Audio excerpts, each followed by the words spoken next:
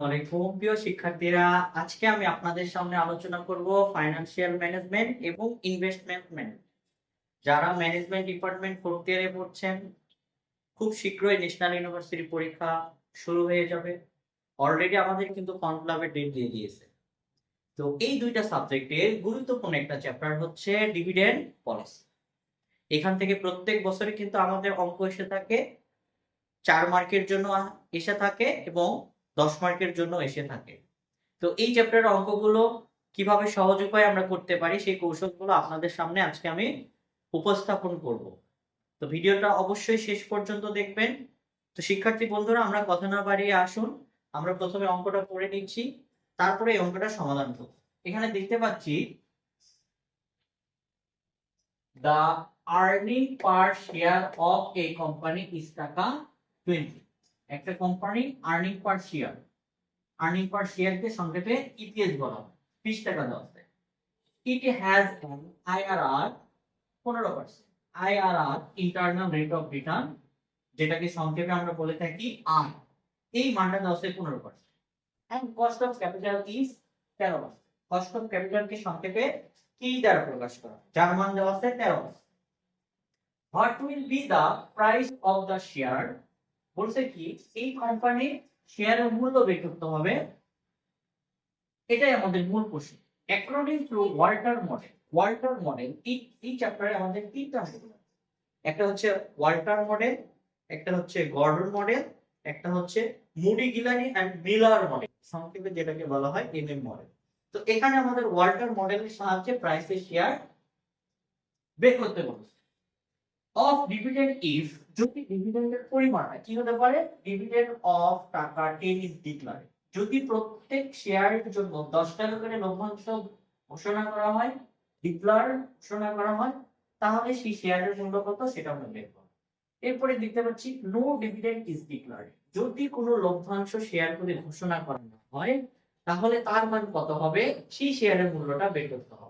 তো প্রথমে আমরা যে কাজটা করব, এখানে যে প্রশ্নের মানগুলো দেওয়া আছে, এই যে earning per share, IRR, cost of capital, এই মানগুলো আমরা গিভেন আকারে লিখে নিই। আর্নিং পার শেয়ারকে সংক্ষেপে ইপিএস বলা হয়। কত টাকা? 20 টাকা।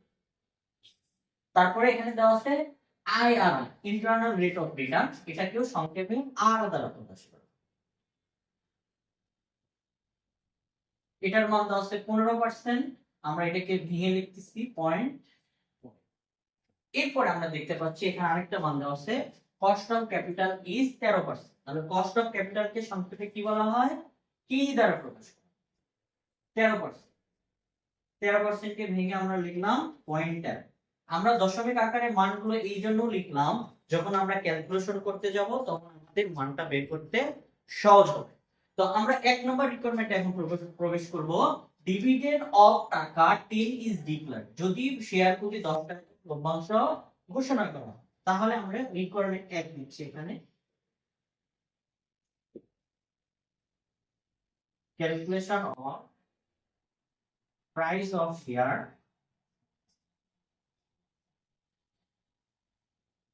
আন্ডার ওয়াল্টার মডেল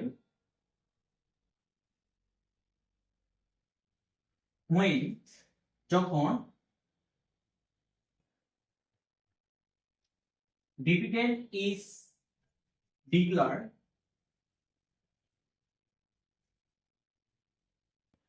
টাকা 10। আমরা আন্ডারলাইন করব।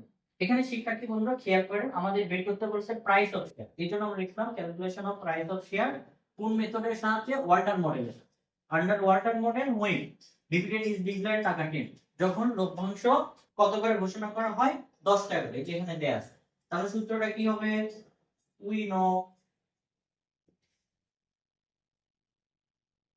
প্রাইস অফ শেয়ারকে সংক্ষেপে পিও দ্বারা প্রকাশ করা, সূত্র হচ্ছে ডিপিএস প্লাস আর ভাগ কে, ইপিএস মাইনাস ডিপিএস, পুরোটার নিচে ভাগ দিয়ে আমরা কি লিখবো, কে।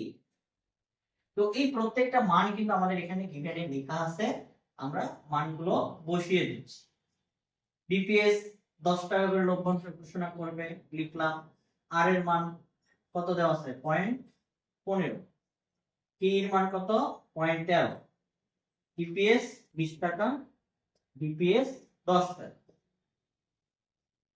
এই মানটা আমরা জাস্ট ক্যালকুলেট করব, তাহলেই কিন্তু আমরা রেজাল্টটা পেয়ে যাব।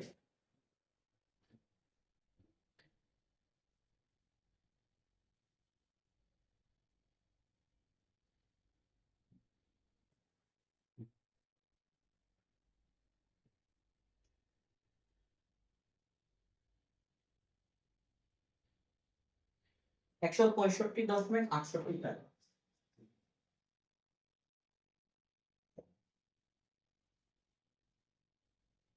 ইংরেজির ক্ষেত্রে টাকাটা সামনে লিখতে হবে, আমরা সামনে লিখব। এইভাবে আমরা নীল কালার একটা পেন দিয়ে অবশ্যই রেজাল্টটা হাইলাইট করে দেব, বক্স করে দেব, দেখতে খুব সুন্দর। তাহলে 10 টাকা করে যদি শেয়ার প্রতি লভ্যাংশ ঘোষণা করে, তাহলে সেই শেয়ারের মূল্য হবে 165.68 টাকা। তো শিক্ষার্থী বন্ধুরা, আমরা অলরেডি কিন্তু একটা রিকোয়ারমেন্ট শেষ করে ফেলেছি। এখন আমরা দ্বিতীয় রিকোয়ারমেন্ট করব। দ্বিতীয় রিকোয়ারমেন্ট কিন্তু খুব কঠিন না, প্রথম রিকোয়ারমেন্টটা বুঝতে পারলে দ্বিতীয় রিকোয়ারমেন্ট একদমই সহজ। কিভাবে? No dividend is declared. যদি কোনো লভ্যাংশ ঘোষণা করা না হয়, তাহলে সেই শেয়ারের মূল্যটা কত হবে আমরা সেটা বের করতে যাচ্ছি। যদি আমাদের লভ্যাংশ ঘোষণা করতে না পারে, তাহলে খেয়াল করেন শিক্ষার্থী বন্ধুরা, সূত্র এটাই হবে।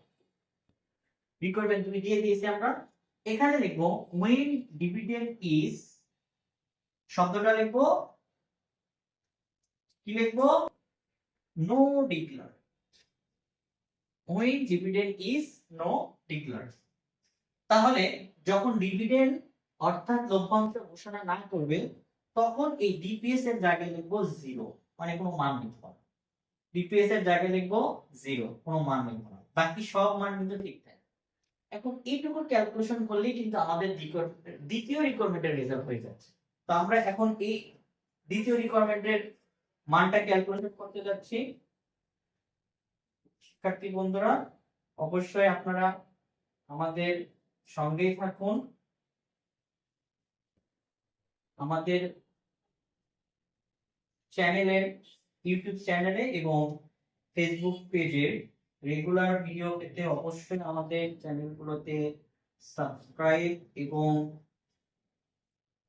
ফলো দিয়ে রাখবেন, তাহলে প্রতিদিনের আপডেট ভিডিও আপনারা পাবেন। তো শিক্ষার্থী বন্ধুরা, আপনাদের সাথে কথা বলতে বলতে আমি কিন্তু এই দ্বিতীয় রিকোয়ারমেন্টের রেজাল্ট বের করে পেয়েছি 177.51। তাহলে এটা রেজাল্ট হবে 177.1। এইভাবেই কিন্তু আমরা দ্বিতীয় রিকোয়ারমেন্টটা শেষ করে দেব। তো আজকের আলোচনা আপনাদের কেমন লেগেছে অবশ্যই লাইক, কমেন্ট, শেয়ার করে আপনাদের মূল্যবান মতামত আমাদেরকে জানাবেন। পরবর্তী ভিডিও দেখার আমন্ত্রণ জানিয়ে আজকের ক্লাসটা এখানেই শেষ করছি। দেখা হবে অন্য কোনো ক্লাসে। মেধা আপনার, বিকশিত করার দায়িত্ব আমাদের। আল্লাহ হাফেজ।